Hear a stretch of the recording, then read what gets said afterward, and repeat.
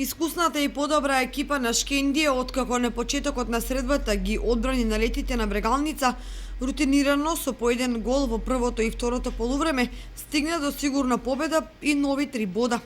Штипење на почетокот покажаа заби преку неколку добро организирани акции кон голот на гостите, но одбраната на Шкендија секогаш успеваше навреме да ја разреши потенцијалната опасност.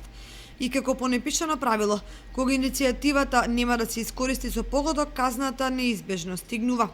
Во 16-та минута Ибраими изведе слободен удар. Топката погоди еден играч во живиот зид, го смени правецот, што за малку ќе го изненадеше голманот Колев, но тој од аголот ја изфрли во корнер.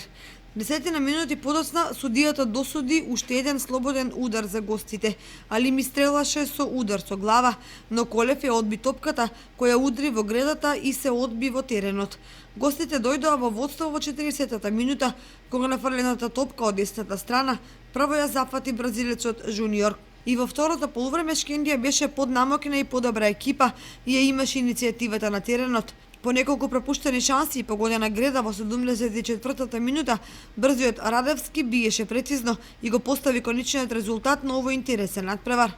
Покрај Шкендија профитираа и љубителите на фудбалот од Кочани, кој по сончево и мощно пријатно време видеа квалитетен прволигашки фудбал.